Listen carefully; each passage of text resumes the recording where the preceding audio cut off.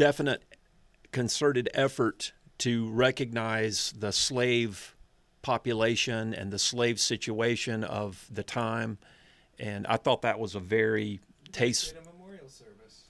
What? You guys did a memorial Yeah, service. yeah.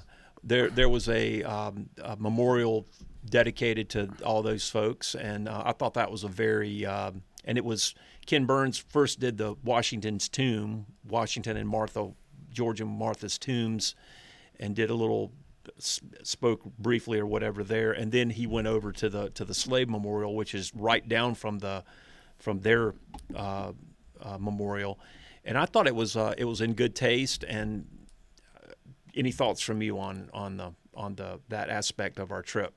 No, yeah, I thought that was great. I actually put together a quick little video. I'm not going to show it all, but just to kind of keep it on record, so to speak. So this is the Washington's tomb in the background. No, yeah, I can mute it. I muted it on my end. So is it in the podcast? Yeah, okay. This is going to be shared. And so if you want to watch the full video, you can either check out my personal Facebook page or actually now my personal YouTube page. I actually added the Autonomous Humanity channel as a collaborator as well. So if you're subscribed here, you should see the video come up in your feed. If not, again, just search Meeting Ken Burns at Mount Vernon, something along those lines, and you'll find it. Or search my name and you'll find it. So there's this video. We do get me meeting Ken Burns there for the first time, handing him my business card. The president of Mount Vernon asking me where I'm from, and then after I drone on a little bit to Ken Burns, talking to him about coming and joining us for an episode of our Autonomous Humanity podcast, I basically got too nervous and ended up droning on about one of the two meanings of autonomous humanity as it is in my head, as a double entendre, how we're going to come to live in a world of more drones and robots than people. And I think I just sound like a deranged, crazy person, repeating that a couple times. And so fast forward to later in the night, I was able to go. Yeah.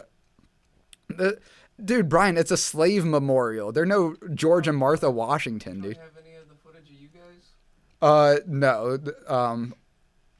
Well, what we're seeing here. This was just all of this area is a graveyard essentially where slaves were buried, and they were not in any marked tombs. Yep. And the University of Virginia. Is that it? There's so. A team of researchers that they're digging down like 6 inches, and they can. Scanning.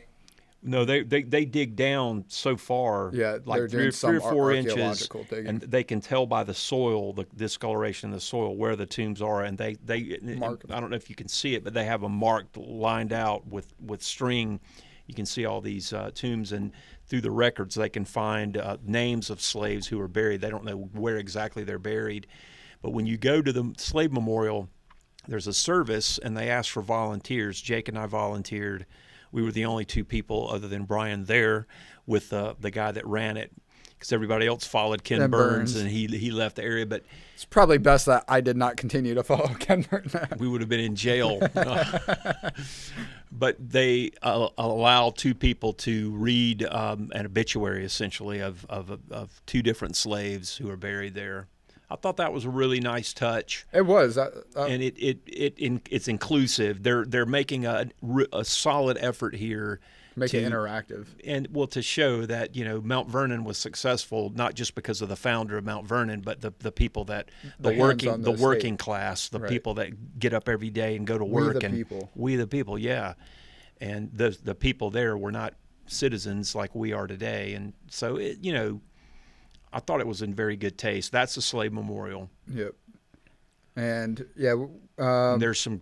Do you remember who you were honoring? Mine was Caroline Branham. Mine was Boson.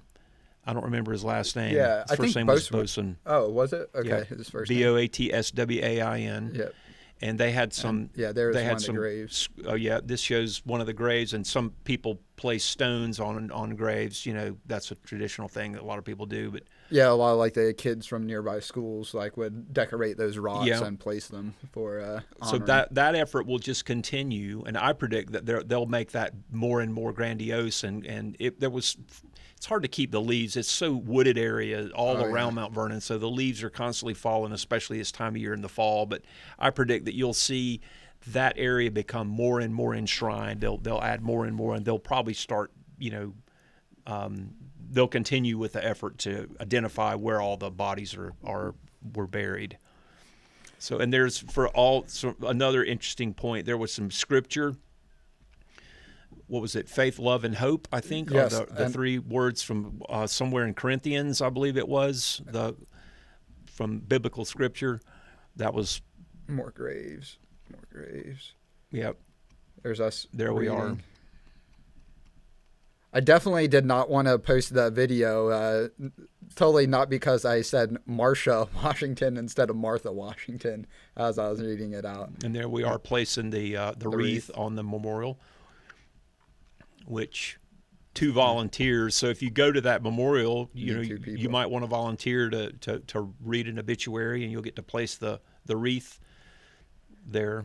And it's kind of like a magic trick. You get to pick a card, any card. Yep, you get to choose a name.